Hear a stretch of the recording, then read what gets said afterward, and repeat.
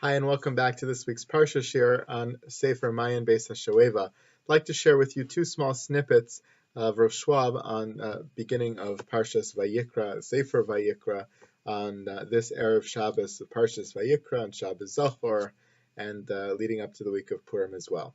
The beginning of the Parsha is, of course, Vayikra el Moshe, that Hashem called out to Moshe. The Medrash, interestingly, says the following: Rabbi Tanchuma Pasach. Rabbi Tanchuma opened up a pasuk in Mishlei, which says, Yesh zahav v'rav peninim v'kli yakar siftei das. There's gold out there in the world, and there's plenty of jewels out there in the world, and there is a precious vessel, which is wise lips. So Rabbi Tanchuma in this medrash comments on that pasuk in Mishlei, and he says, B'noeg sheba'olam adam yesh lo zahav v'chesef avanim tovos u'margalios v'kol klei chemda sheba'olam v'tova. Vidas ein bo ma kinyana yeshlo. This is normally what happens in the world. It's a very common problem that a person will have a lot of gold and silver and precious items and stones and many wonderful vessels, and he doesn't even realize, or she doesn't even realize, what kind of acquisitions they have. Yesh zahav. What does it mean that people have gold? That, in the context of our parsha, the opening of the Mishkan, is Hakol Heviu Nidvasan LeMishkan Zahav. It talks about the gold that was brought for the Mishkan. V'rav Peninim, what are these many treasures that were brought? Zonidvasan Shel Nisiim. This is the donations of all the heads of the tribes that were brought for the building of the Mishkan. V'kli Yakar Siftei Das. What's the pasuk initially referring to when it talks about a precious vessel, wise lips? Lefish haita nafshel shel Moshe aguma alav ve'amar hakol heviu nidvasim lemishkan v'ani lo avesi. After the Mishkan was completed and built, the end of Parshas Pekudei, right before Vayikra, Moshe was very sad and he was very upset. Realizes everybody else in the process, the Jewish people and the Nisiim, everyone brought precious gifts for the building of the Mishkan. He didn't bring anything.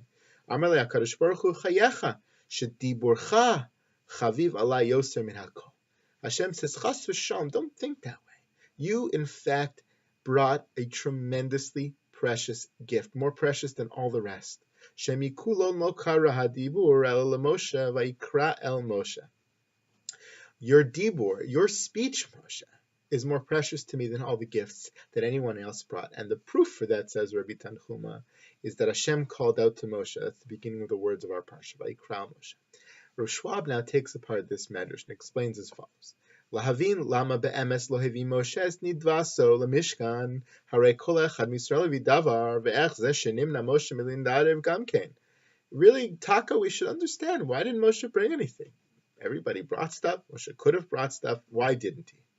Yesh lomar bekavanas hapasuk daber el bnei Yisrael v'yikchu li truma. Go back to the original command to build the Mishkan. Hashem tells Moshe, Daber el bnei Yisrael, speak to bnei Yisrael, v'yikchu li truma, and take for me the truma, all the donations that they're giving. Hatzivui leMoshe Rabbeinu haya shuhu yedaber v'hem yaviu. Latent within that command is the idea that Moshe is the medaber.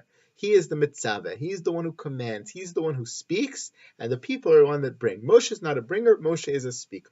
V'lo nitan rishus lahavi nedava lebinyan mishkan. It's not only that he couldn't, that he didn't, but that he couldn't. He wasn't allowed. Moshe, you are not the Mevi. You are the Medaber, the Vayikach. Rak al pi hatzivui shel Moshe. Only things that were brought are the ones Moshe took, that Moshe commanded them to bring. Well, Moshe lo nichla b'tok v'yichu li truma. Moshe couldn't command himself to bring. Moshe had to be the Medaber. He had to be the commander. Otherwise, things could not be brought. That was the vehicle to enable people to bring Nedavos. That was his role. So he can't be both the medaber and the bringer. He has to be one or the other, and he is the medaber. Lefisha diburo chaviv yoser be'enei HaKadosh Baruch Hu. And the reason Hashem set it up this way is because Moshe, the speaker, Moshe, the teacher, Moshe, the guider, Moshe, the leader, had a gift that was more precious than any of the physical gifts that were brought, and that was his dibur, that was his speech, which is why the greatest gift is after the Mishkan is completed. And it's completed, yes, because people brought their gifts, but it is completed because of the thousands of diburim, of speeches that Moshe infused to the people to get them to bring it. The very first response, the opening of Vayikra, right after Pekudei is done, the building of the Mishkan is over, is Vayikra el Moshe. Hashem rewards Moshe with a dibur right back. Moshe's gift was the dibur, and Hashem rewards him with the love of Vayikra. I think there's something very powerful here. There's a lot to analyze in this medrash and this commentary of Rav Schwab, talking about the relative value of gifts, talking about the role that Moshe plays versus Bnei Israel, talking about dissecting the pasuk in Mishlei and the Medrash. A lot to say over here, but I think the final line is what most impressed me. Diburo chaviv yoser b'nei HaKadosh Baruch Hu. That somehow, sometimes, not just with Moshe over here, but sometimes our speech, what we're able to say, can be more powerful and more valuable and more beloved to somebody else, or even to HaKadosh Baruch Hu, than anything else we can do, or we can bring, or we can make. Sometimes just a word to another human being is the best gift that you can give. That's what Moshe was being told by HaKadosh Baruch Hu. Moshe, you want to bring gifts like everybody else? That's fine, you could have, but you have a more valuable gift to give, and that is your dibur, your speech which inspired thousands of others to be able to give as well. Moshe, you need to be the medaber and not the giver, so that you realize the power of your dibur and the gift of your dibur, and just how precious it is to me. We should very much realize the same. One more quick comment over here. The first of the commands to bring korbanos, the Torah here in the second pasuk in Vayikra phrases it, Adam ki yakriv mikem korban lashem. When a person brings a korban lashem. Why did it start with the word Adam? Everyone asks this question. Rashi quotes a medrash. He says, Adam, lama nemar. Why does it start with Adam? It says, why does the command to bring a korban not just start by telling people bring a korban? Why does it say Adam ki yakriv? If a person will bring. Why it's describing the person, the Adam, before the bringing of the korban?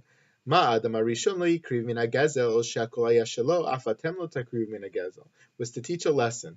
The lesson was you should be reminded of, from that word Adam, of Adam harishon. Just like Adam harishon was able to bring a korban that definitely belonged to him without stealing it, because everything belonged to him. How could he steal? So too, you must bring a korban that is from yourself, that is not from anything stolen. So the Adam in the pasuk is trying to teach us a halacha, which is that you can't bring a korban from stolen items. V'igufa kasha, but says Rav Schwab is very difficult. Amar kol hayashelo v'efshar lo ligzol. V'im ken maharaya l'shar bnei adam she'enam yechidim ba'olam v'efshar lehem ligzol. How could you learn out from the case of Adam Harishon that you can't take from something stolen? The whole premise of the proof doesn't make sense. You can only prove that we're not allowed to bring from stolen items if Adam Harishon had the chance to bring from stolen items and he didn't.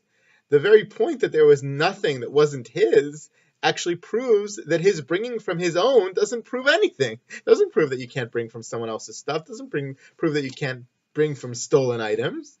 It doesn't prove anything because he didn't have access to those things. So what kind of proof is Rashi and the Medrash pointing to over here?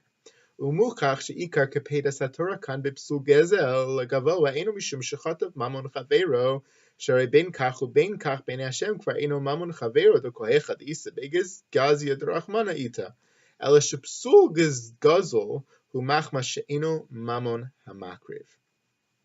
Really, the point of the Medrash, the point of Rashi, and the point of Adam is not to teach us about not using stolen items. We know that already. There's a mitzvah ba'avera. There's many reasons why you can't bring a stolen item as a korban. But here it's trying to teach us something deeper than that, not about theft. But the theft example that Rashi brings, the Medrash brings, is simply meant to teach us a different yesod, a different foundational principle, which is that the korban has to be from you. It's not that it can't be stolen. Of course it can't be stolen. But it also can't be borrowed. It can't be someone else. It has to come from you. HaKorban tzarech lios mishalachem, like the end of the pasuk. Adam ki yakriv mikem.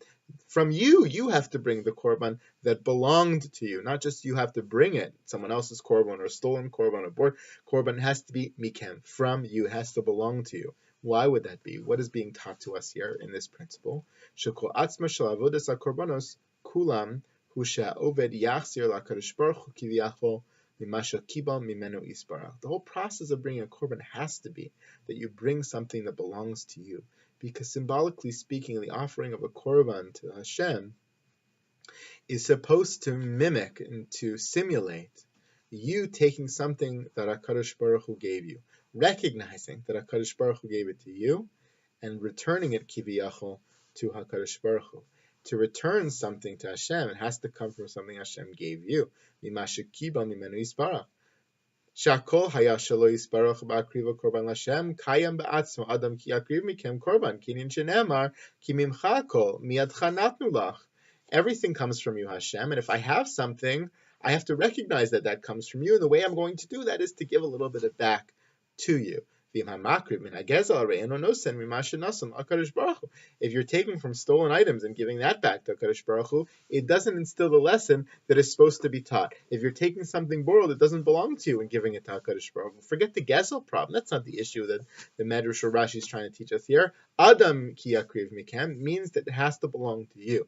The reason it has to belong to you is because the whole mechanism of korbanos is supposed to teach you that the whole world belongs to Hashem. I recognize that everything I have belongs to Hashem, and the way I'm going to demonstrate that is to take something of what I have and say to God, I know that this all belongs to you, and I'm going to show you that by giving you this piece back, this korban back. And that's what's being conveyed to us, Adam ki yakriv mikem. We don't have korbanos today, but we also, of course, have to instill in ourselves the idea that the whole world belongs to HaKadosh Baruch Hu, and that everything we have is truly a gift from Him. Shabbat Shalom.